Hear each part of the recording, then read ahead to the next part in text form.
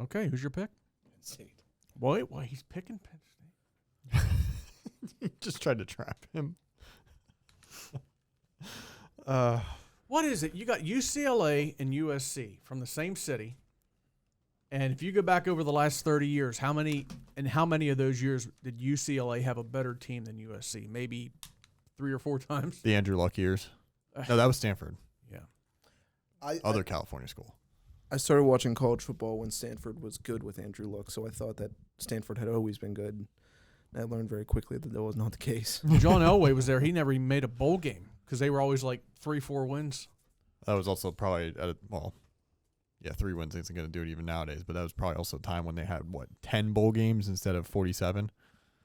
Yeah, but they didn't get to 500, so you still have to be. Well, I take that back. A few years ago, you know how some bowls have like a contract with certain conferences? Like the conference winner here plays in our bowl game. Yeah. I think it was the Sun Belt Conference. Their winner was supposed to go to this certain bowl game, and North Texas won the Sun Belt with a losing record. I think they were like 5-7. They still had to go to the bowl game because they were conference champion. Interesting. Pitt's not getting to a bowl game this year. Do you want to put money on that? 1-3 right now, right? And they beat Duquesne, and they beat somebody else. 2-2. Central Michigan. Oh, they're 2-2. Central Michigan. Wait, no, we're 6 weeks through, aren't we? I know they had one off week. Yeah, they had a bye week 2 weeks ago. I think they were 2-0 going to the West Virginia game. Yep. And Lost that and lost to Louisville. Because they beat that national power that is Duquesne, and then they beat Antonio Brown University. We were talking about this, actually. I think I mentioned to you guys in the office, but I was talking to Diane Geis. Mm-hmm. Well, the Pitt game was on Saturday. It was the only game I had on at the moment. Usually I can watch 4, but I only had that one on. And I'm talking to Diane Geis about the Knock volleyball team. Mid-question, I look up, I'm looking at my laptop, I look up, and I see 2 Pitt players just ragdolling this ball boy. And I'm wondering, I literally stopped mid-question, I completely lost my train of thought. And she didn't know I was watching had the football game on. And I'm looking, I'm completely lost for words, wondering what was happening. And then I snapped back into it, finished the question, kept talking to her. And I go on Twitter a few minutes later, and I saw about the ball boy was trying to take the ball away, and he couldn't, and then he got it back somehow. But that was probably the most surprising thing I've ever seen looking at TV. Ragdoll, picked him up upside down? Shaking the out of him, just pulling him around, trying to make sure he can't get to the ball. And I don't think the Pitt players got in trouble for it either. It's the second time in 4 weeks. It was about the Phillies fan who took the ball away from the kid. Everybody wants their balls these days. I am Butler Eagle Sports writer Derek Pyda, and here with me today are fellow sports writer Brendan Howe and Eagle Sports editor Jake Murda Adams. This is Season 2 of the Alter Eagles Eye on Sports.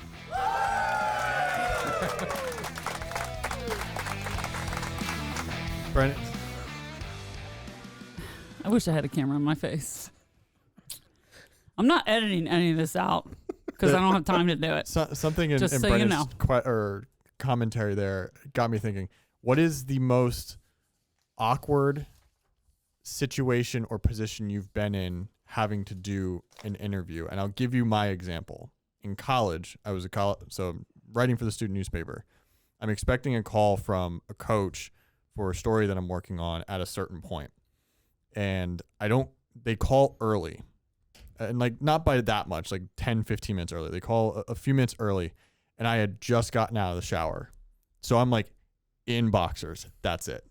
And I see my phone go off, and I'm just well, I'm going to step over into my room and do this interview in my boxers. They don't know because I'm on the phone, but that was easily the most strange circumstance I have been in. I've done others in parking lots of fast food restaurants or in wherever, but that was the most awkward I've been.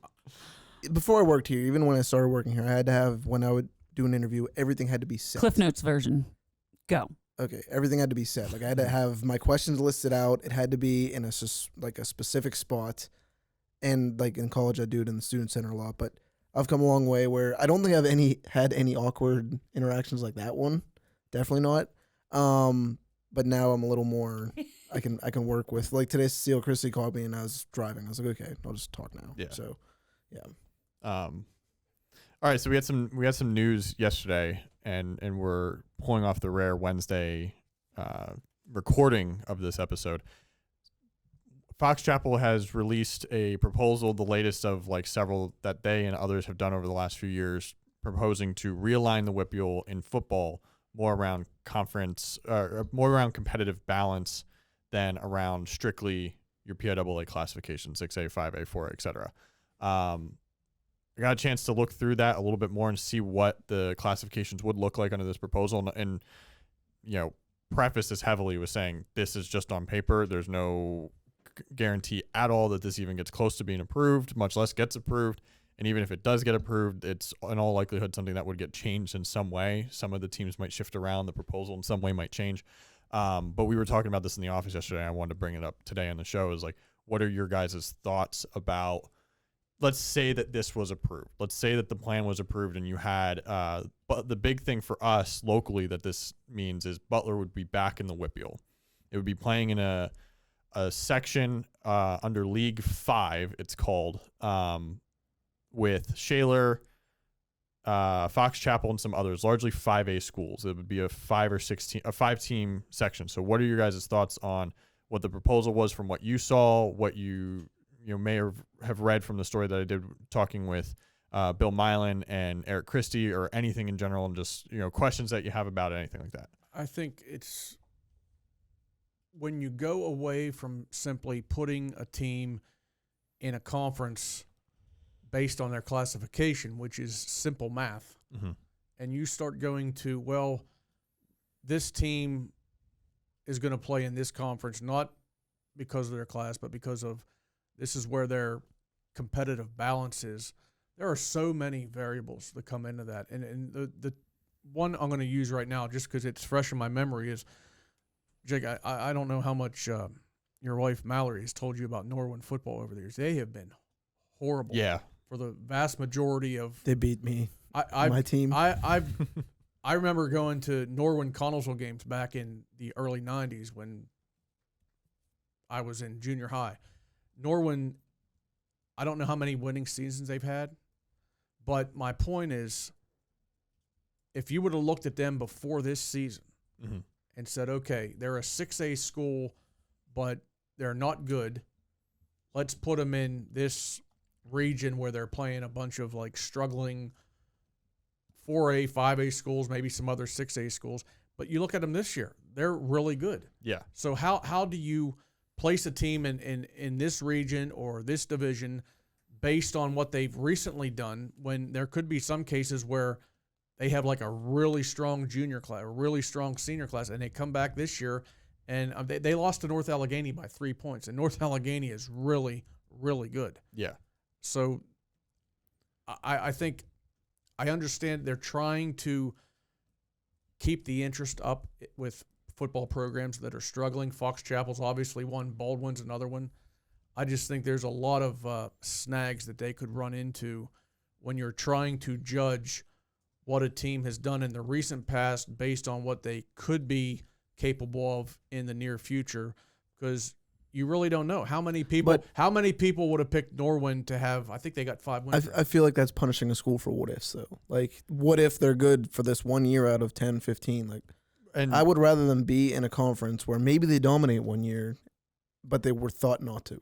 Like, I would rather see some competitive games. We see tons of blowouts here. Like, I would argue that at least 3/4 of the games I've covered here, if not more, have been decided by more than 2 touchdowns. So I would rather see these teams, and to sweeten it, Butler would be back in the WPIAL, which I want to see. Like I've written, I understood why they're out. I would love to see Butler back, and if they're in the WPIAL with a team like their grouping is Hampton, Shaler, Armstrong, and I'm missing one more, Jake, right?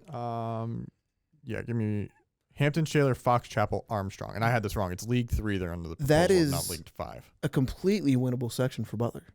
But They competitive, beat too. Shaler this year. Hampton is a smaller school. I feel like that's Yeah. a pretty even Hampton's competition 4A there. and the other 3 are 5A. Fox Chapel has always kind of been on Butler's level, even when they were 6A. It's a completely winnable section because they're playing against teams that are considerably smaller than they. Which they are now. in But- a lot of their games. Like Westinghouse is what, a 1A school, 2A school, and they 1A, lost I that believe, game. 1A. But my point is, if you say, okay, here, Butler wins 7 games this year, but when their games are coming against schools that have literally 400 less kids, and you know what I'm saying? I mean, it's like a heavyweight beating a welterweight. Sure. I think what I understand where you're coming from. I think one thing I'll say that a plan like this would give you the option of is the scheduling cycles are every 2 years.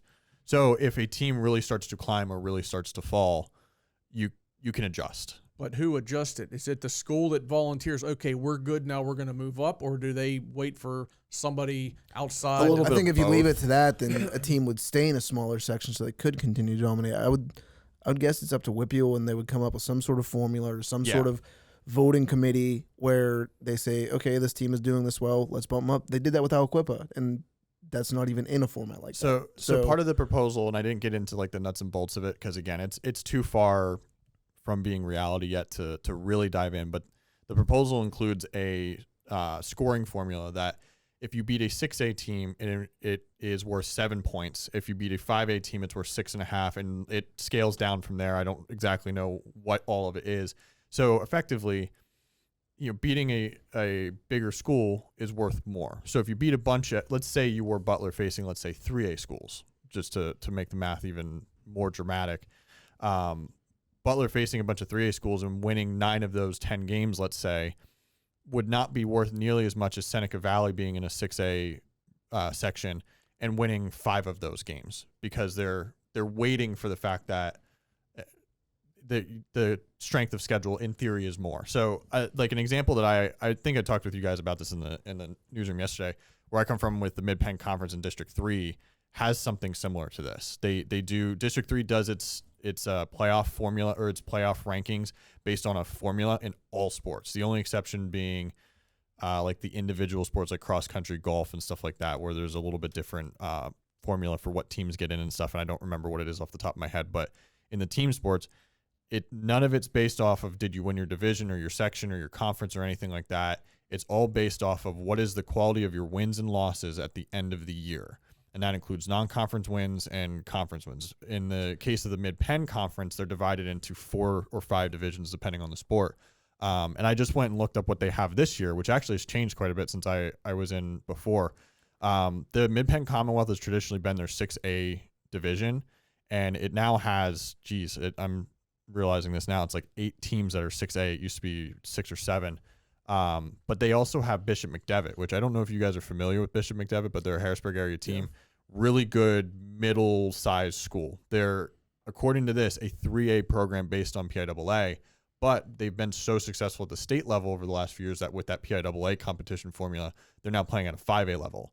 They're in that 6A division in the Commonwealth. They also had, I actually wrote a feature on him for one of my side jobs. I think it was 2022. Stone Saunders, who was super good. I think he threw the most passing touchdowns or passing yards in Pennsylvania history. He's at Kentucky now, probably going to start for them at some point. Then they had a receiver that went to Alabama. Yeah. So you figure, like, I don't know. I think that this is the best possible, and the WPIAL is probably going to swat it down, but I think this is the best possible way. You want teams to be in the WPIAL, even if they're 6A.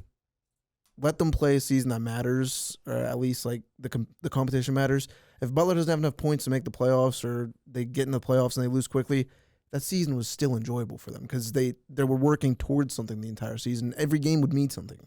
There was one quote that Mylan gave me that I thought was informative, and he used some more colorful language, and I'll not use it here, but he basically said, I don't mind having some butt kickers on our schedule. It's a lot more difficult when everyone on our schedule is butt kickers, and then it's not fun, and you lose interest from the players and potentially lose players on the team going forward. I'm extrapolating a little bit what he was meaning, but that first part of that was, we want to face some competition, but at the same time we also want to be able to compete in games. And Fox Chapel is right now the face of not being able to compete in the media circles right now. There's some stories that came out with them asking teams going against them, hey, can we shorten the clock? Can we do a running clock the whole game, et cetera, et cetera? That's kind of what would give me some sort of hope that the WPIAL would be like, you know what? This is going to get out of hand if we don't do something about it. So let's maybe try this. Like, I think you mentioning like players check out. not everybody who plays football loves football. Like, I remember playing football. I played football because I love football. Obviously, we didn't win much. There's kids up there that they'll play, and not just up there, but anywhere. If their team starts to lose, they're like, this doesn't mean the world to me. This doesn't mean everything to me. Why am I here? And that's when you start to see things go downhill. I have a question, though.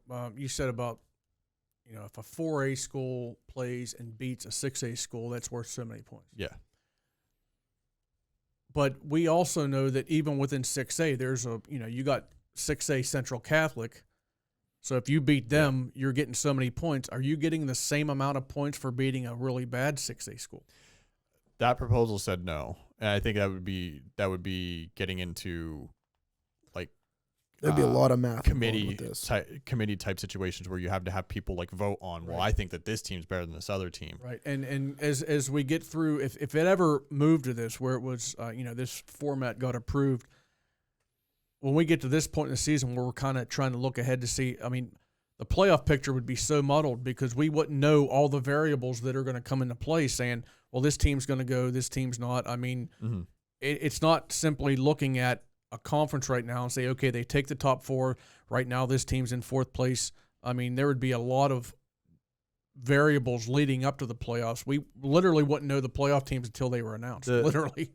With District 3, my last thought on this before we move on to your final thoughts or next topics and stuff is in District 3, the one thing that was nice about the power rankings formula is it took out any human emotion in it whatsoever. So it wasn't perfect. There were definitely times where you'd look at, let's say, a 16-team basketball bracket, and the 17th team, a lot of people would sit there and go, that was better than number 16. Not by much, but like the consensus would have said, okay, 65% of us think that number 17 is better than number 16. They should have made it in, but the formula, the other team won enough games, did what it needed to do in order to earn the 16 seed. There were always stuff with like the 8 seed was clearly worse than the 11 seed in a bracket, or the 1 seed was clearly worse than the 3 seed.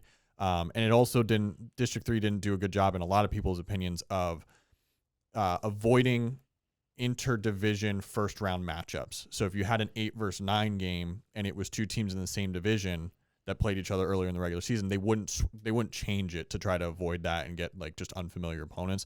So it wasn't perfect, but the one thing that was nice about it is like, okay, it's all based on math. You got to go do it. You got to go win your games, which WPIAL section stuff I think is actually pretty decent too. Is like, okay, you got to finish top 3 or top 4 depending on what size it is. But it was actually kind of interesting for me as someone who likes math to like try to predict what the formula would be, because you'd also have to account for what that team's opponents also did. So if you went to like week 10, okay, this is what the formula is telling you right now. Here's what the rankings currently are. But now I've got to calculate, okay, what if Carlisle wins this game and these other teams on its schedule that are like right above it win or lose? What happens there? How does it affect the formula? Like it was complicated, but it was kind of interesting. I will say this. If they did move to a format like this, I'm not a math fan, but I would like to see it come down to math, because then if anybody argues, it's like, look, it's like 2 + 2 is 4. You can't argue with that. Yeah. I would like it to be decided by math if they decided to go to this format. That would take all,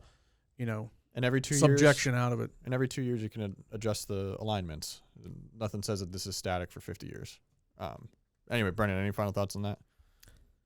I just wonder when we'll hear the update of whether it was denied or whatever. And Coach Christie said that it'll be a big decider on if Butler comes back to the WPIAL, only if there's a competitive balance. And like I said, I think I would enjoy seeing games throughout the regular season that are competitive, that aren't, and some games get out of hand just in the way that they unfold. But it'd be nice knowing that every game was going to be somewhat tight. Yeah, or more games, not every. All right, week 6. Well, we'll get to Derek. I gotta hand you the keys back to the show. I'm sorry. We'll get to the picks later, but I am in last place. But let's focus on the teams first and not my stupidity. Week 6, you were up at Carn City. You picked Central Clarion, so that result. Carn City won and surprised you a little bit. It was a pretty even game for the most part. Both defenses were kind of standing up. Carn City, as I wrote about, really couldn't get a passing game going. They usually don't need to. I did see a team win with negative passing yardage, which I'm not sure I'll ever see again. That was interesting. But yeah, I wasn't quite surprised because watching Karn City play, and I didn't get to see them yet this year, but watching Hunter Scherer run, Owen Higginbotham, Hunter Scherer runs with a style where he will drag an entire team on his back. Like he literally dragged a kid in the end zone on his ankle. He was like 3 yards away, and he's like lunging towards the end zone, staying up, dragging this kid in with him. And I was like, they ran a tush push. Cole Johnson scored on that. I was like, okay. Owen Higginbotham's different, where he won't drag kids, but he always finds a way to fall forward for like an extra 4 yards. Like he'll like just tumble forwards, and it's 2nd and 2. Like, so I'm actually really interested. We'll get the picks later. They play Westinghouse this week. There's a way Karn City can win that game if they can get that ground game rolling like they usually do, and that is honestly probably one of the hardest picks I had to make this week. So just seeing that team, if they can figure out the pass and combine it with the run, they threw the ball deep a lot on Friday night, and most of them were. So did Central Clarion. Most of them were off target. If they can find a pass game to go with that rushing game, they could be pretty dangerous. Jake, week 6. My first thoughts were Amos Glenn, stop kicking him the ball. 7 special teams touchdowns he has. No one else is thinking that. He told me that yesterday. Is one on a turnover return, like a fumble or interception return? I asked him. Does he play defense? I think they're all kick and punt returns. Yeah, I want to get the exacts for the story I'm writing. He might also have a defensive TD for all I know, but I know he's got 4 kick returns and 3 punt returns to the house. He had, 2 more last week? Just ridiculous. He had, I think, 4 touchdowns in the first quarter. We don't have his yardage stats yet, but I mean, Brennan, I'm looking forward to the story that you're going to be doing next week on him. Nobody knew who he was before I started writing about him, you know? Yeah. The only time that the Brennan SI curse didn't go poorly. George Plimpton over here.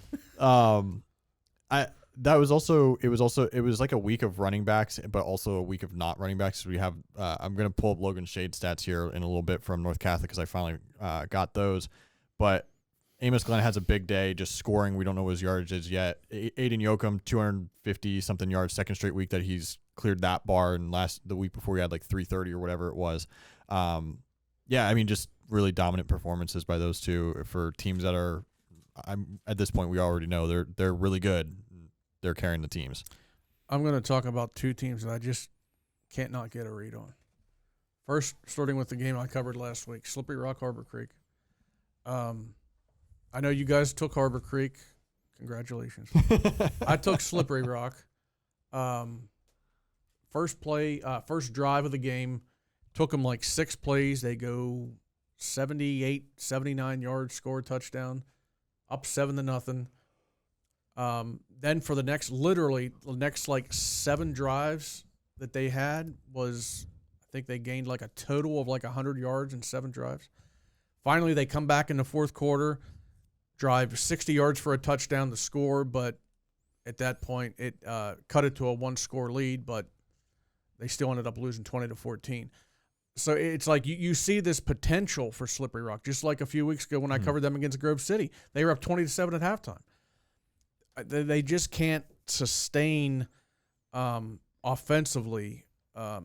When they look really good, it's like after second half or starting in the second quarter last week, they just kind of melted down until finally late in the game they got back into it, still lost. The other game that really surprised me, and we all picked Seneca Valley to beat Mount Lebanon. Yeah. Mount Lebanon was winless.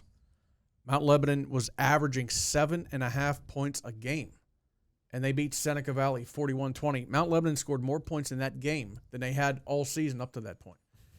Now, I haven't seen Seneca Valley yet this year. A few weeks ago, they went down the Moon to play a really good Class 5A Moon Tigers team. Yeah. We all picked against them, and they won by scoring like 35 points. What's going on here? I'm going to find out this Friday. I'm going to cover them for the first time. I'm going down to Cannonsburg. Doing some investigative reporting. If they have any shot, any hope of making the playoffs, they have to win that game. Jake, you and I were talking in the office the other day. Their last 2 conference games of the season are against Central Catholic and North Allegheny. Yeah. Good luck. Good luck even trying to keep those games close. So they got Cannon McMillan this Friday, Hempfield 2 Fridays from now, if they have any hope, and they're going to need help, they would have to win those 2 games and still get some help outside of that. But what was Joe Pesci's line in JFK? It's a mystery wrapped inside an enigma. Yeah. It's like you unwrap something and then there's another box to unwrap. And you unwrap, I don't know, but I'm going to get to the bottom of it. That's how I feel moving. Other week 6 recap stuff. Our fantasy league. Derek, you're not going to like this. Yeah. So this is unofficial right now because Do you we're guys still need a waiting. sound for the fantasy league? We do. Let's get on that, producer. A theme from Sanford and Son, please. This is still incomplete. We need a couple more stats for Derek on a couple of your players. I think Owen Long, we need to confirm rushing yards for him, and we need to confirm Amos Glenn's total yardage. But as it stands right now, I'm at 74 points. Brendan is at 68 points, but that's likely to change. And Derek, 18. 18. I want to point something out. Now, I did pick them to win last week, but they did play Amani Christian. Yes. Their offense was so bad. Their offense is going to, I kind of took one on the chin the first week. I'm sure North Catholic's offense is going to look better moving forward here. It's they better, or I'm gonna you got a combined 2 points from Will and Logan, and it was 40 yards from Will that you got in that. So tough start for the North Catholic Derek's, but Felisky had 2 touchdown passes. Felisky had 2 touchdowns and 150 yards. And Owen Long had 1 point, I think, for me. You got to get Derek a Peyton Manning jersey. 18. The leader this week was my 3rd round pick, Aiden Yoakum. Got me 36 points, 240 yards, and 4 touchdowns. So that's what we have right now. We've got 4 more weeks to go to see who's going to win dinner. Not me. I'll be. Did you put a cap on this dinner? Like how much money? Okay, we're not. I think everyone is going to be the biggest steak at Texas. Yeah, How much you go to Pittsburgh and go to Ruth's Chris? Del Fresco's, give me one of those fillets. I think I can trust Brendan right now as the likely leader in the clubhouse to spend reasonably. It can be something other. If he wants Chipotle, he'll get Chipotle. But if he doesn't want, this is random. I figured you guys would think this is funny.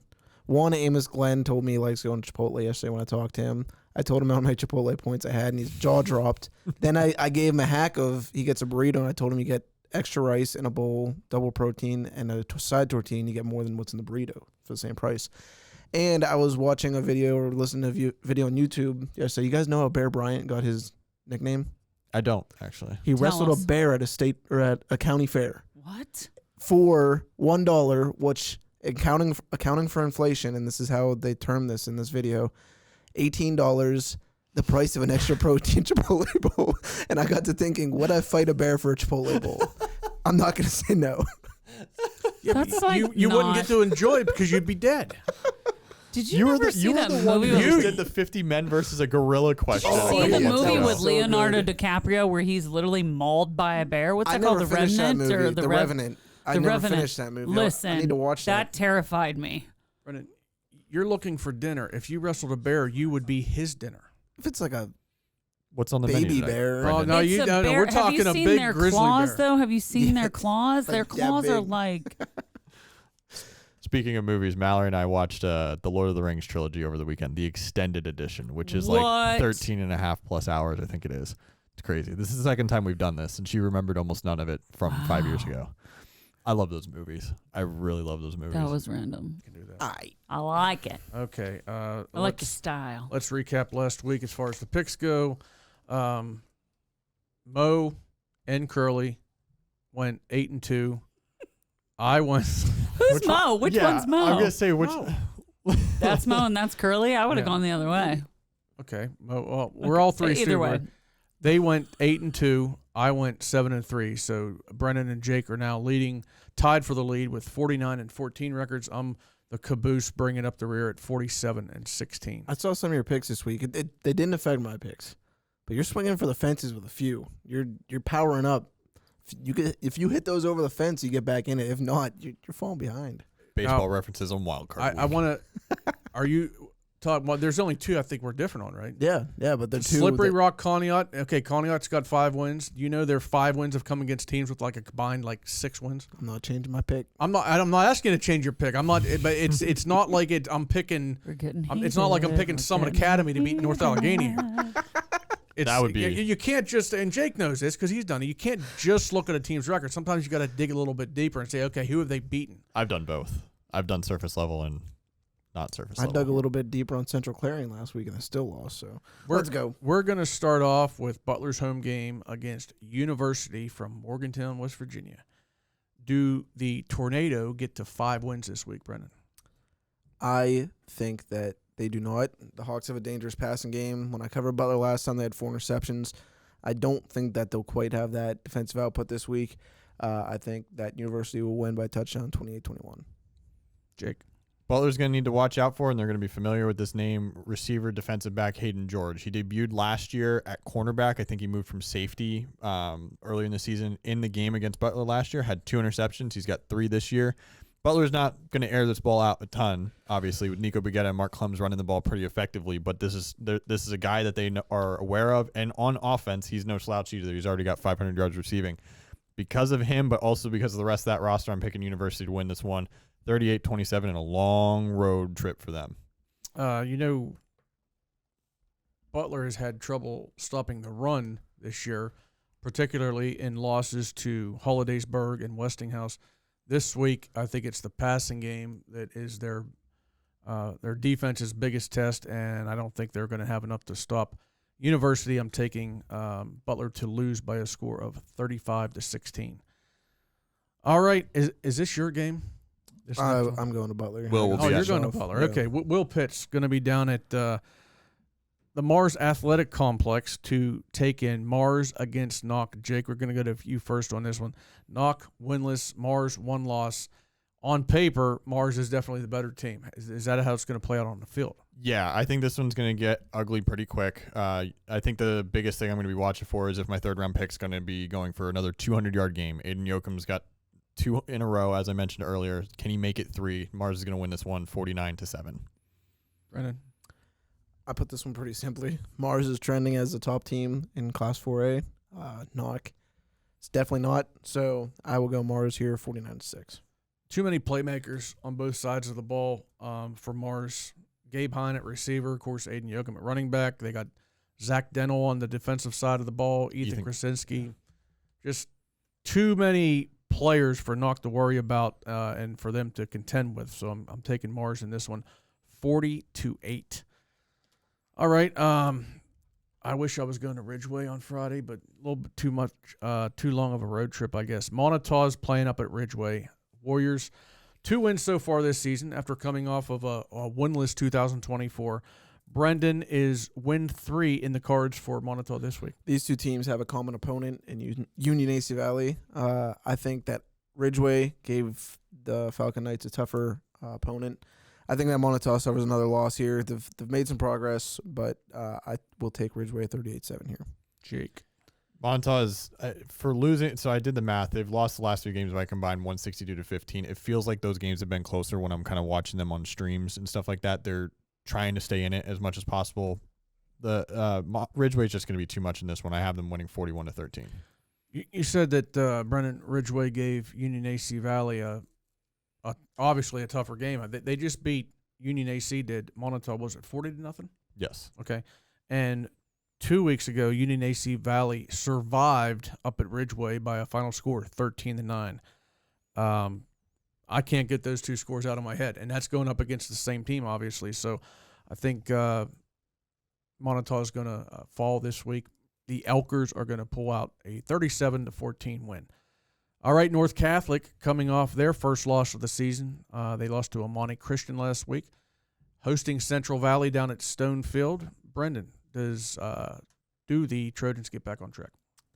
I think North Catholic's offense will not make much of a habit of being stifled or kind of quieted. North Catholic. I hope so, because that's for like your 75% of my fantasy. 46-17 Trojans. Jake? I have North Catholic win this one 42-30. I think losing to Amani is a good loss in the sense of that is a very quality opponent that they lost to. They were leading that game early. They just struggled to continue putting together offensive drives after that. Can they rebound? This is a good test of adversity that they have not faced so far this season. If they do well here, I think they're going to be in good shape the rest of the way. So I have them winning, but it's going to be closer than it has in most weeks. Central Valley has traditionally a very strong program, and I think they're going to make this one close, but I do like the Trojans to pick up their 6th win of the season, 28-20 over Central Valley. Kane at Union AC Valley. Union AC Valley, one of our 2 undefeated teams now. Brendan, do they keep it rolling? I picked against Union AC Valley earlier this year. I still refuse to go against them again, at least to this point. Union AC Valley 29, Kane 18. Jake? Union AC doesn't necessarily dominate in some of these closer games like we've seen from Freeport and even North Catholic and Mars, but they always figure out a way to win. They're really tough to play against. The one player that they're going to have to watch is running back Evan Anderson. He's already got nearly 900 yards and 13 TDs rushing. He's going to get his this week for sure, but how much can they limit the damage? If so, they're going to win this one 27-21. So Kane has an impressive record, 5-1. But their 5 wins have come against teams with a combined 7 victories. This is definitely Kane's toughest test to this point in the season, and I think they're going to fail it.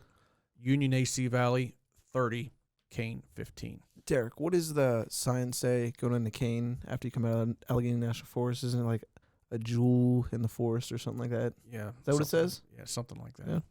Ask Joe Jenko. He's been up that way. Westinghouse at Karn City. Brendan. Westinghouse 28-21. Jake. Westinghouse 34-21. Westinghouse 25-14. Highlands at Freeport. Brendan. Freeport 35-16. Jake. Freeport 35-19. I'm taking Freeport in a close one, 24-20 over Highlands. All right, this is my show Friday night. Seneca Valley at Cannon Mac. Jake. Cannon Mac 33-24. Brendan. The Big Macs 35-16. I'm taking Seneca. Call me crazy. 38-28 over the Big Macs. You're crazy. Slippery Rock at Conneaut. Brendan. Conneaut 21, Slippery Rock 17. Jake. Derek missed his face. 28-20 Conneaut. Slippery Rock. They find the offense enough and keep it going for once. 21-17 over Conneaut. Summit Academy coming off their first win of the season, which we all picked last week, by the way. They're playing Laurel, though. They get brought back down to earth this week, Brennan. Yep, they lose 33-6. Jake. 55-7 Laurel. 44-6 Laurel. If I lose these 2 games this week, I might as well just pack it up. Dun-dun-dun, dun-dun-dun. Then you'll start just trying to pick against whatever I pick. No, that's you. That's how he tried to catch me a few years ago. Who are you picking in this game? I'll just take the other 2. Stooges. Does this work for picks? Oh, we don't want that. Never mind. Didn't I trying go? to find Didn't I go something that like- year? It's like Derek? World War. Huh? Didn't I go up a game on you from up a game on you to tied and then down a game on Yeah, you? you folded at the end. Yes. Today's episode is going to be featuring Laura's random YouTube video clips. It sounded. Should I ask Derek? These are not YouTube clips. This is my sound program that I buy license to. Random sound clips. We didn't even talk about an Eagles tush push on the episode this week. So who had the Steelers tush push? Was that Hayward that ran it? I honestly didn't see. I thought it was Washington, but I feel like if it was I think Washington was behind. Yeah, I don't know who they gave it to. Yeah, and let's face it, if you got somebody pushing you to gain a yard, you want it to be Darnell Washington. If you want someone running with the ball to get a yard, you want it to be Darnell Washington. Yeah, It'll but shake off like 8 people. a lot of those big guys, like I don't know how well they can handle the ball. 2 arms. Covered up. Close to the chest. Coolest way to run with a football is with it in one hand and dangling. Out like this. Like a loaf of bread. Not even facing towards you. Yeah. Facing towards You know who got to the Hall of Fame space. that way? Because that's the way he ran the ball? Walter Payton. Carried the ball like a loaf of bread. 16,726 Didn't yards. Barry Sanders do a lot of like holding it in his hand running? Not obviously uptight, but I just feel like I remember some highlights where he was kind of like dangling it out, but he was just so agile that he could get away with it. Michael Vick just Possibly. ran with it however he wanted. Barry Sanders was one of those guys. First 10 carries There's of a the game. dog present, and you just said Michael Vick. First He's a football player. First 10 carries of a game, Barry Sanders could get like 25 yards, and then boom, Hi, buddy. just 75-yard touchdown. I realize I'm getting kind of old. Where I was thinking yesterday, writing that number story with Cole Johnson and Michael. Like he wears number 7. And I asked, I was like, are there any like players that you look up to that wore that number? It's like everyone says like Ben Roethlisberger, Michael Vick, and I was thinking he wasn't even alive when Michael Vick was actually tearing it up. So, Hi, Josh. super complicated opinions on Vic, but my short version on him as an athlete is I've never seen a quarterback who can just fling the ball like that. Like the wrist motion that he would make, and then all of a sudden everyone loves downfield that is crazy. throw that he had to Deshaun Jackson. Yeah. Hello. Hello. Do you like Michael Vick? Are you a Michael Vick fan? I never watched Michael Vick a whole lot, but I liked him when he played for the Steelers. Honestly, Me too.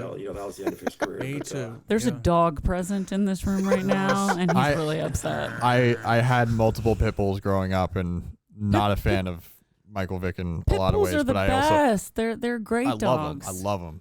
I think on a personal level, yeah, I can agree with that. But Yeah. Yeah. I just remember being awed by his athleticism, like especially pre crime. It was just you never saw. I thought you were talking about the dog you had and not Michael Vick there for a second. Anyways, Well, dogs Okay. can be athletic. Yeah, I was always Rambo's impressed by not. my dog's athleticism.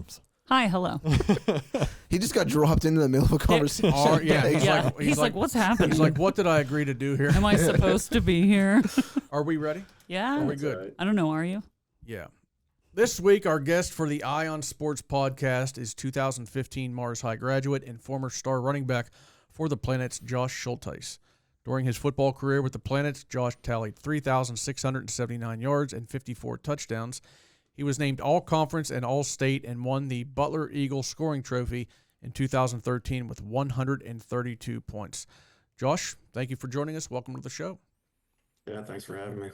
Absolutely. So, before we get into the details of your football career, where are you living now and what are you up to? So I actually live like 2-3 minutes from the stadium, so I'm not that far from the high school, Morris High School. On Fridays, I can still like hear the announcers and see the lights across the valley and stuff. So it's kind of fun sitting on the back patio during football season. But I currently run my own construction business here in Butler County, so I'm real local. I see a lot of familiar faces that I grew up knowing people or kids' parents, doing work for them. A lot of my customers are people that I've known for a long time. So my wife and I just had our first baby 7 months ago. So Congratulations. new dad, thank you. So that's been keeping us real busy. But other than that, just loving life, man. So you were at the banquet then, I take it. Oh yeah. So what was that? What was that experience? I would have come from California for that banquet. How It was that? Great. Yeah, it was great. They the Mars Hall of Fame committee set up a real nice dinner. There were, I think, 14 or so inductees, and then a swim team was also inducted. So there was a good amount of people that were there. It was really humbling, honestly. Like I'm not one to ever really look at my stats, so I'm sure you guys will maybe spit out some numbers today that I don't even know. But it was pretty humbling and special to hear some of my old coaches talk about their perspective of my career at Mars. And it's tough as an 18-year-old kid. You're immature, and you're also living the life of being a high school kid and doing other things. But it was kind of nice to hear them talk about some of their experiences and them watching me play. Did you get a chance to watch the game on Friday at all? And what did you think so far of their season? Yeah, so that was actually the first game I've been to in a long time. I think I went to a couple games the year after I graduated. I had some friends that still played, so I knew some of those kids. It was nice to go watch them play. But after that, I haven't really been to too many games, so it was kind of nice to get up there and sit down and watch. We had the baby with us, so we stayed for the first half, and then he was really fighting his bedtime. So, but it was good. They looked really good. I think that they've put together definitely a different offense than what we used to run. I was going to ask that. With Heinauer, we used to run the wing tee and we were just ground and pound. It was run the football and just you can't beat them up. But they seem to pass a lot more, and they kind of have schemed their offense towards making that work, which they beat the crap out of West Mifflin, so they look good. So when did you start playing football? And I'm sure, like with any young football player, you got switched around a few positions. So what was that like for you? Yeah, so I think I started playing football when I was like 8 or 9, maybe. Mars Pee Wee. I actually started as a quarterback, which I wasn't much of a quarterback. I would, just keep the ball myself and run it. I was kind of, I had that desire to run the football, but I think my first 2 years I played quarterback, and then for some reason I got switched to guard, which I never, still don't get it, but That's an odd I think switch. maybe I think it was maybe because I was always like the biggest guy on the team, but I was also always one of the fastest, so it kind of didn't make sense to have me on the line. But I didn't complain. I played guard for a year, kind of gave me a respect for blocking for the guys behind you, and then I switched back to running back, and the rest is history. I played running back all through middle school and through high school. So There were a number of star running backs at Mars in the years previous to you. Two that really stick out for me were Bill Bear and Austin Millie. Josh, did you attend Mars football games back then when you were 10, 11, 12 years old? And if you did, what do you remember most about those teams and those players?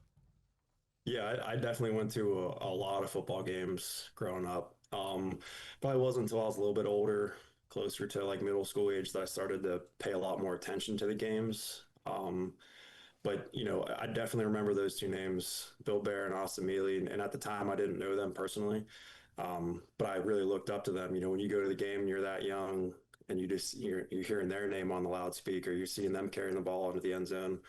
Um, you're like, I want to be like that guy. I play the same position as that guy. Like, I can do that. So I think they really set the bar for me.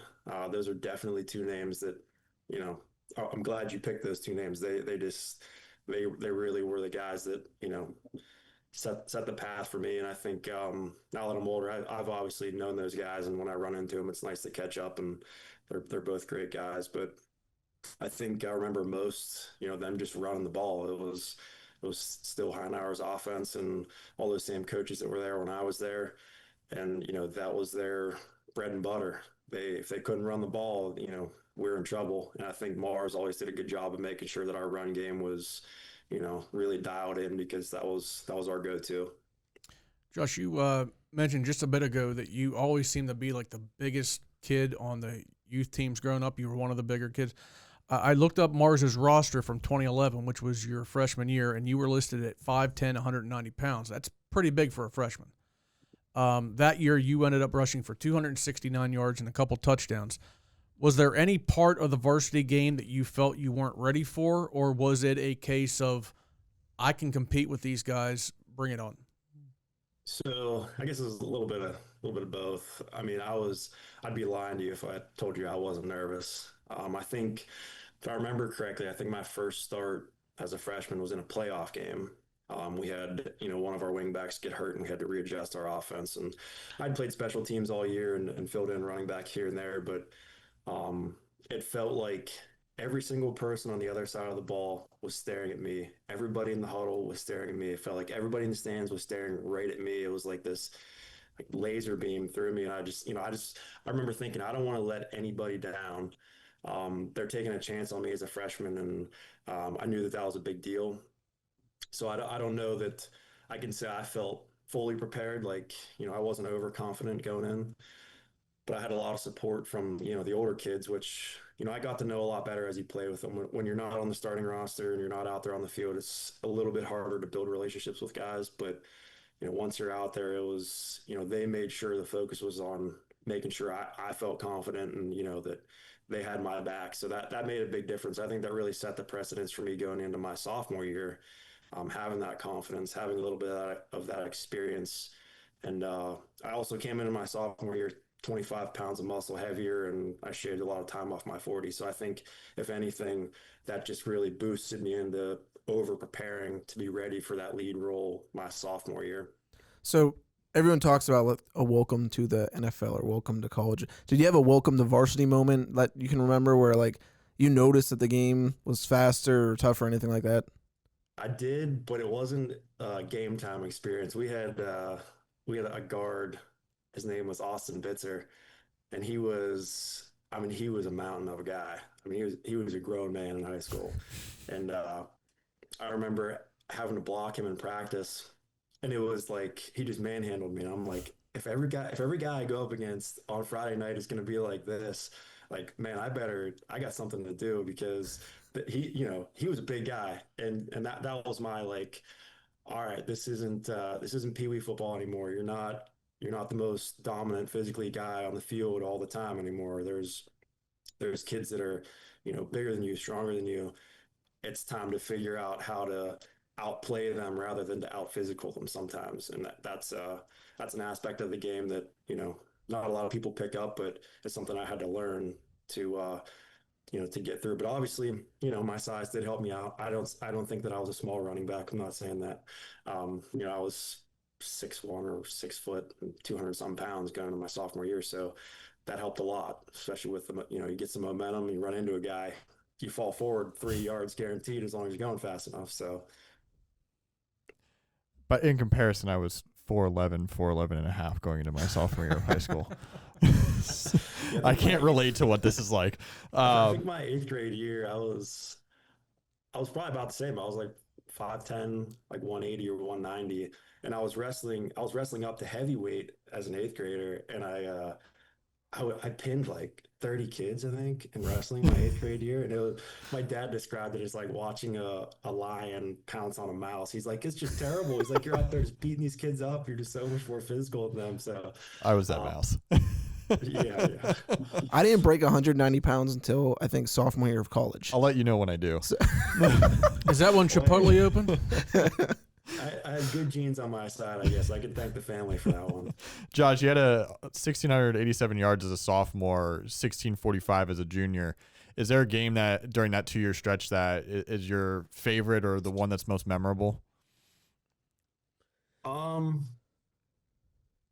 say I really liked when we played Franklin Regional my freshman year. That was like the staple to my career, I feel like.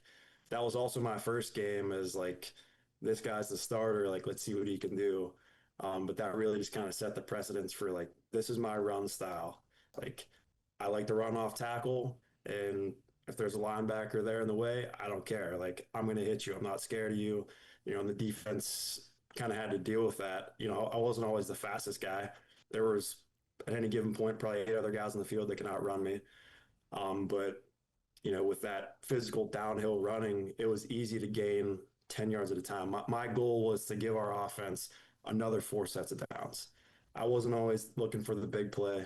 And I think that shows watching my highlights. I was a 20, 30-yard guy at the most. I had some big breaks here and there, but that game really set it up. And I think, if I remember correctly, that was the game of the week. And it was like, Mars is looking good. Franklin Regional is looking good. Conference game. I think Fedco was there. Then it turned out to be a tight game. And then, that game-winning touchdown at the end was pretty sweet. I think the Butler Eagle actually had a picture of me falling into the end zone the next day. So that was pretty cool. But my favorite memory from that game, hands down, it was like third quarter, driving down the field, and we're running, 8 yards, 7 yards, 10 yards, 8 yards, 6 yards.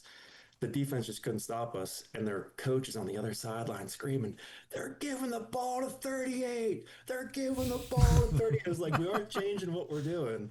And it was just funny. Our Mr. Pfeiffer, our offensive coordinator, was probably up in the play booth just laughing because he's just calling left tackle, off the right tackle, up the middle, left tackle. Like, he wasn't changing anything. He probably called 3 plays that whole drive.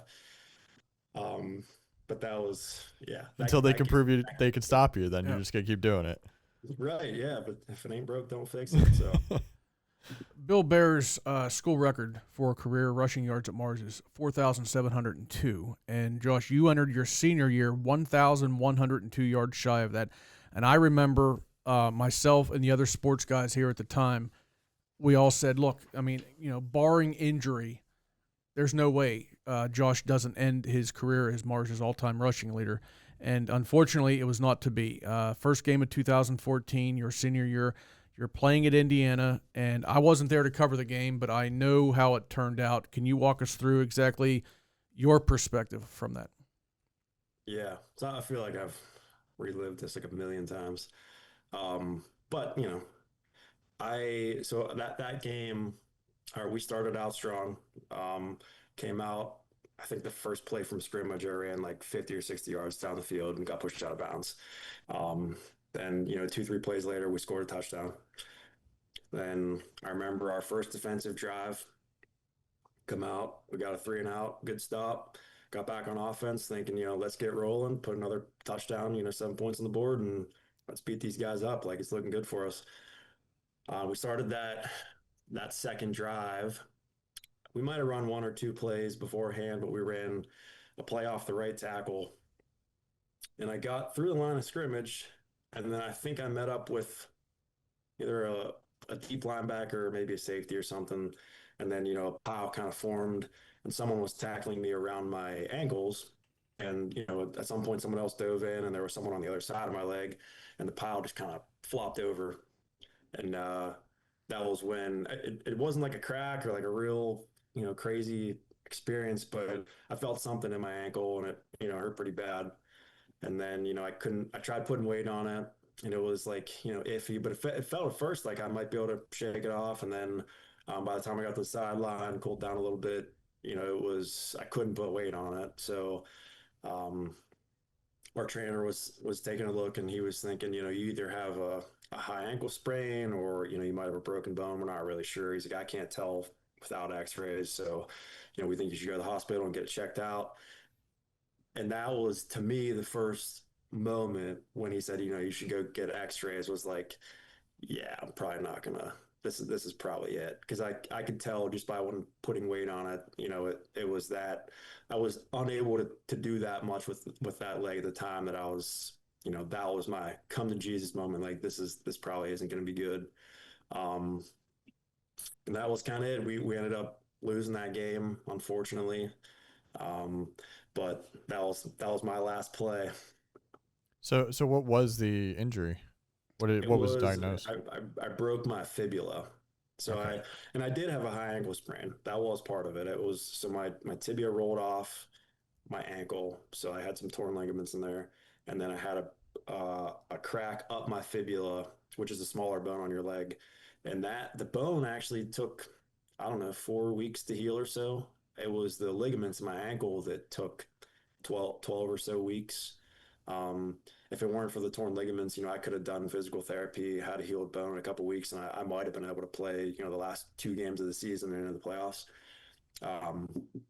But yeah, the torn ligaments in my ankle, that's kind of what did me in. And I did a lot of physical therapy and stuff like that. And it doesn't really bother me now. I can tell when the weather's going to get cold, like weird stuff like that, or like it'll get kind of stiff here and there. But like, I still have all the plates in there. They put about a 6-inch plate in my leg with some screws, and Wow. the doctors said that I can get it taken out anytime I wanted to, but they're like, you're so young, you're probably still going to be really active, so just leave it in. And if you get older and it really starts to bother you, then we'll just take it out. So I still carry the hardware.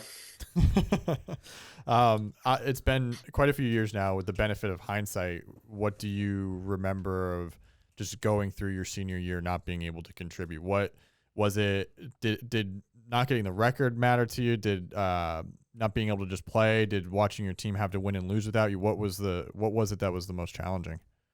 So I think for me, it was just not being able to play and be a part of a team that I had worked so hard for. I was never a guy for personal stats. Like, I didn't even know that I was that close to Bill Bear's record until someone told me sometime that season. But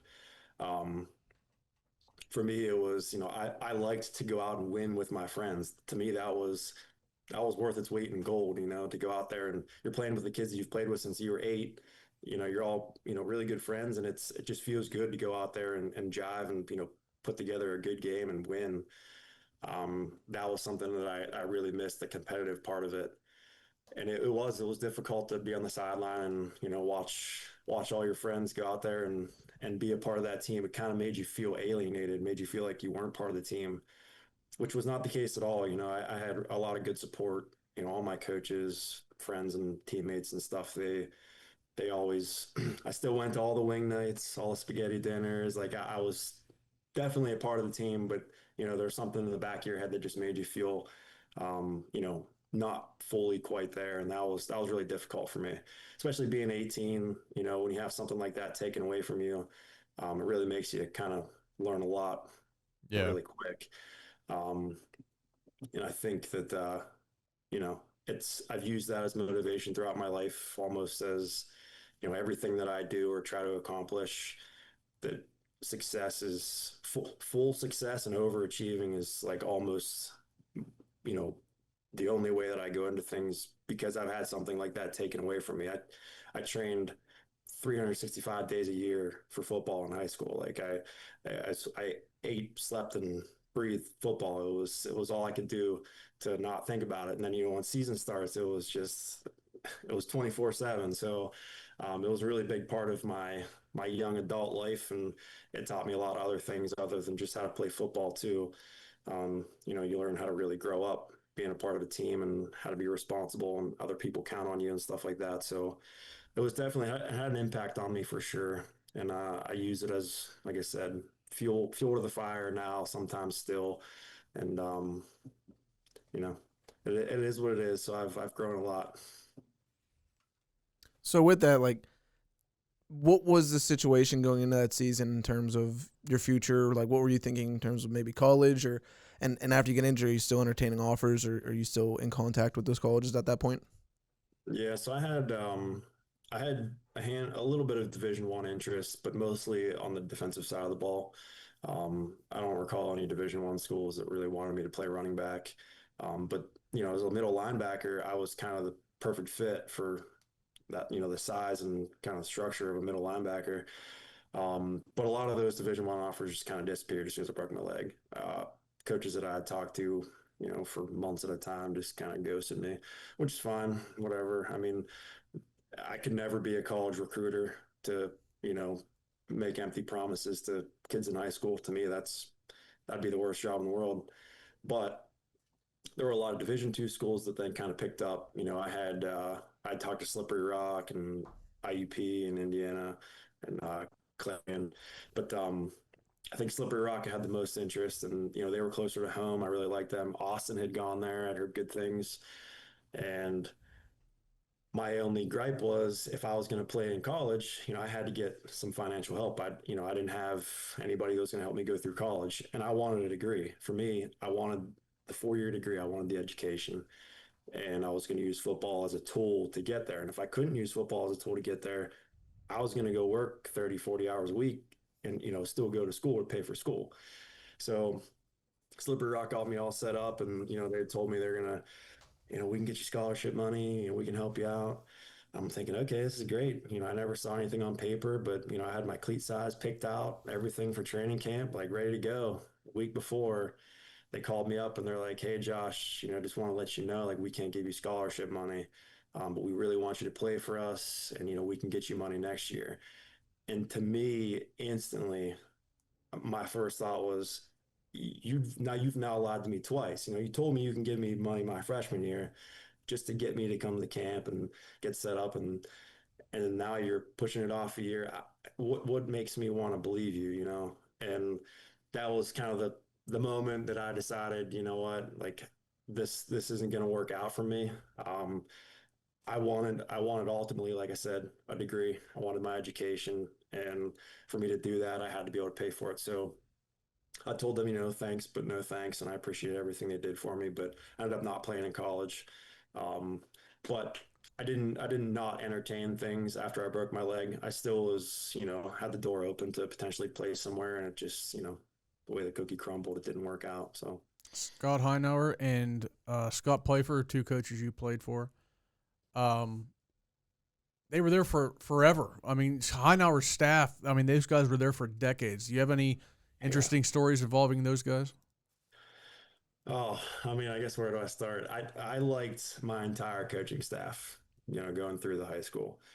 Everybody that Mr. Heinauer brought on, was either a teacher or a longtime contributor. And, I am still in touch with some of those guys today. And, you build relationships with coaches, especially the ones that have been there for so long that, you kind of heard about before you got there. And then you get to meet them and become good friends with them and get close with them. And then, you move on from Mars football, and it's, when you run into them in the grocery store, it's like you just saw them yesterday. It's like riding a bicycle. You just catch up, and um, but yeah, Mr. Pfeiffer was my position coach. He was the running back coach, and he's got a real good sense of humor. I love Pife. He was also a basketball coach at Mars, and I wouldn't have had it any other way. Playing for the Planets, I think that all those coaches were great, and unfortunately they're not there anymore. But that's how it is. Former Mars star running back and recent Mars Hall of Fame inductee, Josh Schultheis. Josh, we'd love to talk with you longer, but we got to run. But we appreciate you taking the time here today with us. Yeah, guys. Thanks for having me. I really appreciate it. It was good talking to you guys. Enjoy fatherhood. Yeah, thank you. Talk to you later. Thanks, Josh. Have a good one. Bye. Hey friends, before we jump back in, just a quick reminder. If you're looking for all the latest high school football scores, schedules, news, and highlights around Butler County, make sure you check out this week's live coverage on our website. It starts every Thursday with features, previews, and more, and continues Friday evening with a live blog we update throughout the games and post-game recaps after that so you don't miss a thing. ButlerEagle.com/section/sports has everything from local highlights to player spotlights. So it's a great place to stay caught up on all things high school football, soccer, and the rest of the fall sports. That's ButlerEagle.com/section/sports. Also, if you're enjoying this podcast, it really helps us out when you rate and review the show on Apple Podcasts, Spotify, YouTube, wherever you listen. And don't be afraid to tell your friends and family. We love word of mouth. It not only helps more people find us, but it also lets us know what you'd like to hear more of. Thanks for your support. Now let's get back to the show. Youth baseball story. I remember I used to love to figure out what the third base coach's signs were. And so I figured out when they were going to steal. Not that my team was any team I was ever good, ever on was ever good enough to like throw someone out at second base. But I always figured out what the signs were. And at one game, I started calling them. Like I figured out by the second inning usually. Hey, I'm standing at first base and I'm staring at the pitcher, getting ready to throw. I can see you around the pitcher. So there were no like garbage cans involved. No. It was the garbage cans was me yelling, "They're gonna steal." And I remember the one coach getting so ticked off that I did that. He's like, "You can't do that." I was like, "Change your signs." It's Adams, damn it. So Derek, So, I tried looking up some 70s trivia, couldn't really find it. I'm gonna make sure. wait, I wanted to find something more in his wheelhouse. Pro football reference. Yeah. Well, my question to you this week is, who ranks the highest on the NFL's all-time touch? Okay. Who ranks the highest on the NFL's single-season touchdowns record list? That is a Steeler. Which is a Steeler. Yeah. So which Steeler has Which the Steeler- most single season touchdowns? Yeah. Okay. I'll think about that. That's all touchdowns combined, not just rushing, receiving. Touchdowns. All touchdowns. Okay. Touchdowns. Okay. Welcome to Beyond Butler, our weekly segment where we talk about something outside of Butler County sports, whether that be professionally or collegiately. Fortunately or unfortunately, Pittsburgh still has a baseball team. Kind of Way to introduce it. they're kind of remaining status quo here, keeping Ben Charrington as the general manager and Don Kelly as the manager, who did a respectable job. Kelly did this season after they moved to him. What are you guys' thoughts on the Pirates at this point? I was explaining to Jake last night that I've removed myself. What was the You've oh man, I forget what the term is, but now it was a way to is say great. fair weather fan, but it was a much more respectable way of saying it. you've socially distanced yourself Yeah. from the Pirates. Disillusioned. That's what it was. A Disillusioned. disillusioned former fan. What do you guys think of the Pirates kind of just keeping it the way it is and not much hope for going forward here? Well, what's the definition of insanity when you do something over and over expecting a different result?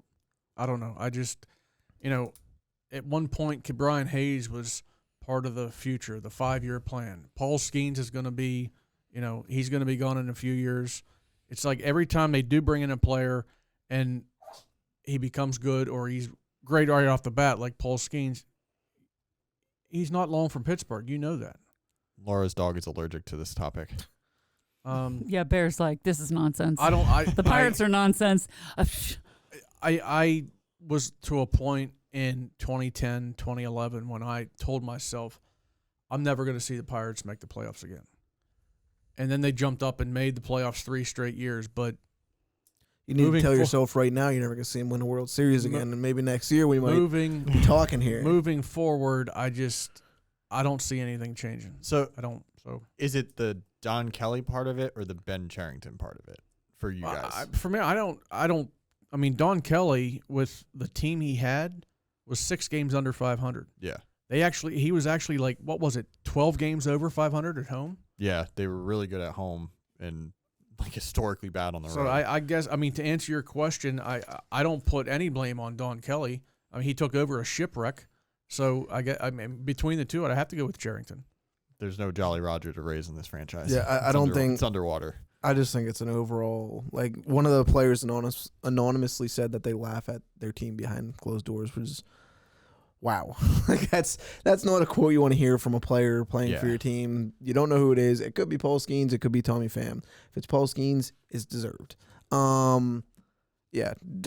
I tend not to think about the Skeens part of it because not only is he a good player, but he is the generation, that term gets thrown around all the time.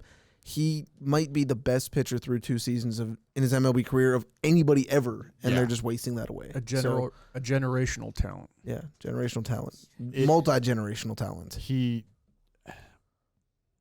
Kelly, I think, earned at least the right to stay on for a little bit longer. He proved that he can manage a team reasonably well. And from all the accounts that I would see throughout the season, players seem to like him, which players liking a manager doesn't necessarily mean anything, but you know, he had the respect of the locker room well enough that sure, let's see what he can do, but he can't do anything if this roster isn't improved, especially offense and defense. I mean, the pitching staff is good. The bullpen is a fluid thing every year that can change. I wouldn't worry about that part of it necessarily right now, but they need multiple hitters, multiple defenders. And Ben Cherington and the rest of the front office, at least from my perspective, they have not shown that they can do this yet, especially on those 2 sides of the game. Like pitching, yeah, they've drafted and developed pitchers. Something's got to change here.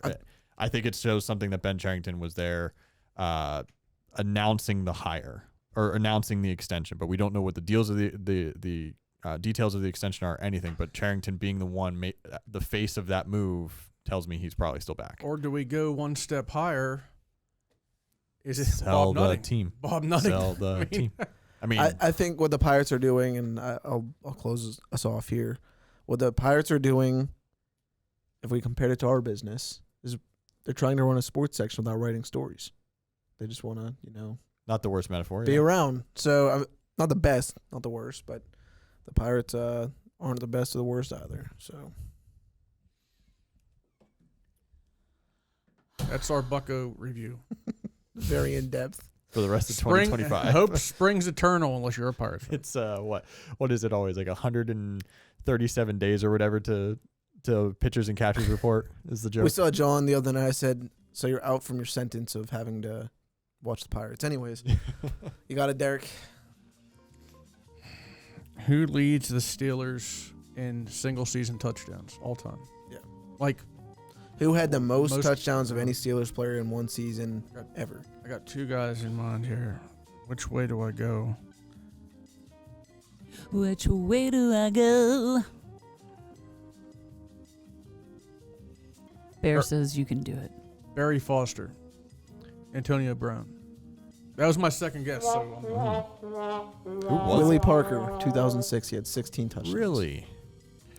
Fast Willie Parker was 16 TDs. Speaking of injuries to running backs, Willie Parker was leading the NFL in rushing in 2007 when he blew his knee out against the Rams on a Thursday night. And ACL, MCL? It was some CL. And there was like 3 weeks left, and he had like 1,400 yards, and he got hurt for the rest of the year, and there goes the NFL rushing. Saw Willie Parker very recently, actually. He was in the parking lot of the Steelers facility. He was going to his car and passed him. I didn't say hi. He wouldn't know who I am, but School No, center. I can't believe that. Okay. Wait, that's Brendan that's Howe Brendan doesn't know Howe. who Brendan Howe is. All right. Every time you guys say Willie Parker, I think of Willie Mays Hayes from Major League. Fast Willie. Yeah. Stealing those gloves. All right. Stealing those bases. Aside from that exhilarating pirate talk we just had, of course, we got the NFL, which is 4 weeks in the books. Anything that sticks out for you guys? Jake, I know your beloved Phillies are in the playoffs again. What do you want to talk about pro-wise? Ever since I got here, 16, 17 months ago, you guys have had to deal with a Phillies playoff appearance, an Eagles Super Bowl, a second Phillies playoff appearance, Yeah. and I'm inching closer to firing Sirianni again. Inching closer. Do the Eagles know this? Do they know that you've got your... I've telegraphed it a little bit that this is coming. They better watch themselves. Phillies are barely the betting favorite in several sports books. I think it feels like very much a toss-up. Dodgers, them, Seattle looks good. I don't trust Seattle just because historically they just can't seem to get over the hump. Until they prove that they can get to the World Series, then I'll believe it. But that's been a really good team in Cal Raleigh. The Big Dumper has been phenomenal all year. Phillies, the reason why I'm so scared is that offense can be so hit or miss, literally. The Harrison Bader has changed everything with that outfield, and that's great. But Trey Turner, last time he had a hamstring injury or a calf injury, a leg injury of some sort going into the playoffs, he was not anywhere near effective. He's coming off of another leg injury. He was able to make a couple at bats in the regular season finale, and they're without Wheeler. That's just like a devastating loss for that rotation. Now they still have a very loaded rotation, but anytime you don't have Wheeler out there pitching, you're not nearly as good as you could be. I have some level of optimism with this team, but I've also watched them finish worse and worse each of the last 4 postseasons, so I don't know what to expect with this, and the NL feels really wide open between them, the Dodgers, and San Diego. It's just going to be whoever's hot and stays healthy for the next 4 weeks. Brendan, I got a question for you, a specific question. This is not on the sheet, so this might catch you off guard. And obviously, they're not going to be at the top of the list. How many teams right now would you put above the Steelers in your NFL power rankings? Well, I was listening to Dominique Foxworth's podcast on the way coming in. He lists his top 5 teams in Super Bowl contention at this point, and I was waiting to see if the Steelers were part of that, but they weren't. It was the Bills, Chiefs, Eagles, Lions, Rams. But for the first time in a long time, I was thinking as I was like on that drive, I was like, the Steelers are good enough where I thought they might have had a chance to be in the top 5. Like, it's been a little while since. Well, they were 10-3 after 13 games last year. And nobody believed in them for good reason. Ooh, that hurts. That hurts. I think that the Steelers are fringe, much like Foxworth does. I think that they're fringe Super Bowl. If they come out these next 3 weeks, they have the Browns, they have the Bengals on a Thursday night, and then I think they have the Colts after that. The Packers and then the Colts. Those are 4. I think the Packers will be the big one of showing that they can beat a good team. The Colts would be 4-0 right now if somebody knew how to hang on to the ball. Yeah, that Daniel Jones. But I think that they'll be 5-1 after the next 2 games. If we can choose wins, if we can list wins. I know you're not a fan of predicting wins and down the road, but I think that with the second half of their schedule, the bye week comes at a really big time where they can get healthy. We're going to see if they're a true contender. And fan of me hopes so. The writer in me also hopes so. I think it'd be cool to kind of see that success down the stretch here. So, yeah, I'd say that they're fringe. I'd say that they're top 8, top 7.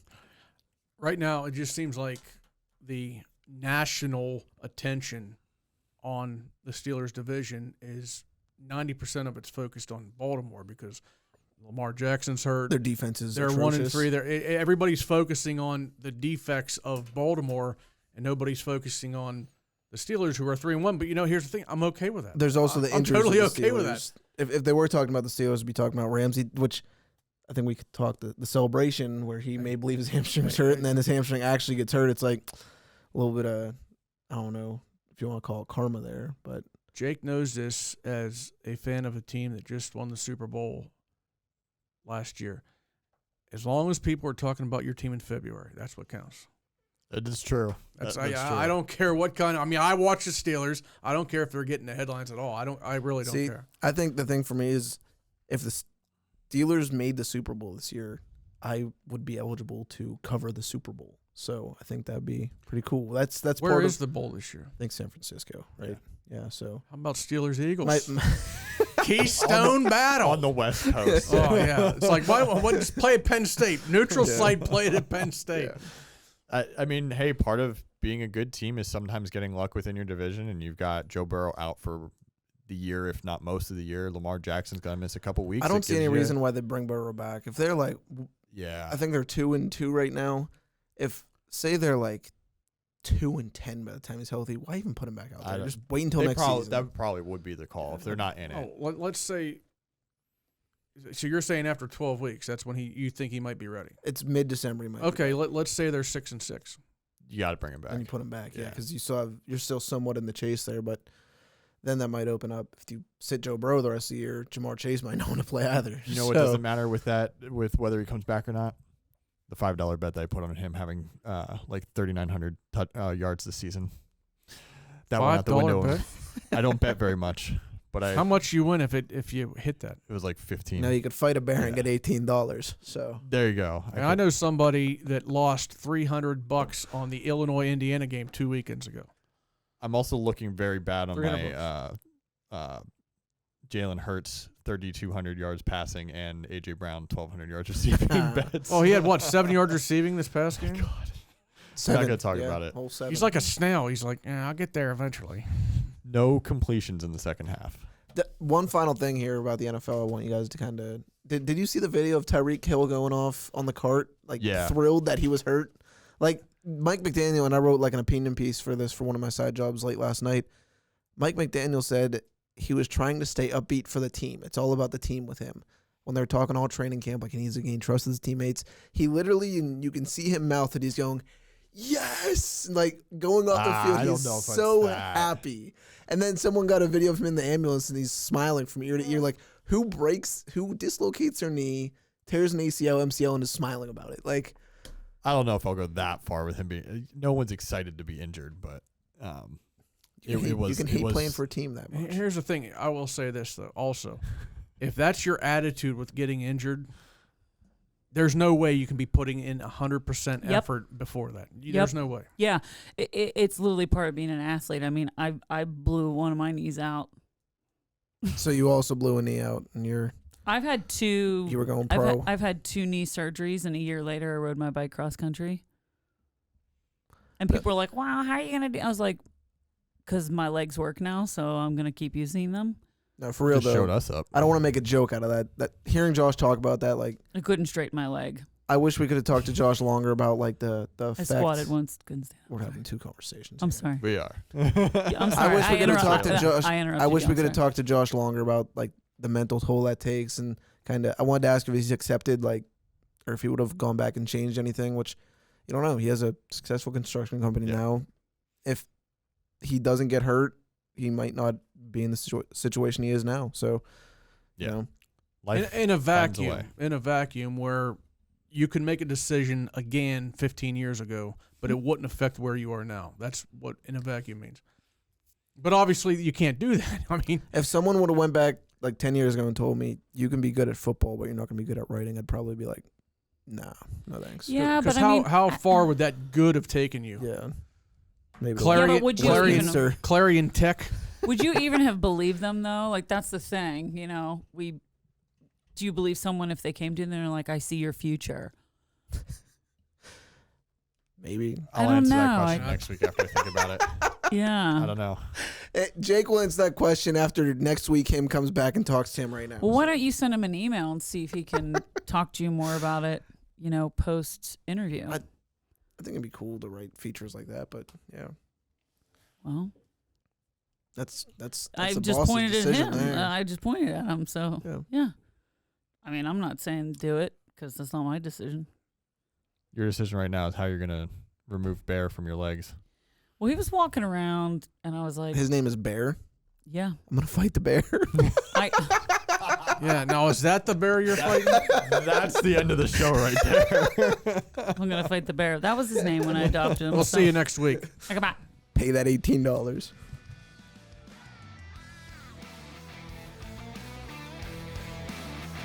We encourage you to subscribe to the Butler Eagle YouTube channel and Apple or Spotify podcasts or your favorite podcast platform. Follow us on Instagram and Facebook at Alter Eagle Podcast and at Butler Eagle News. Goodbye.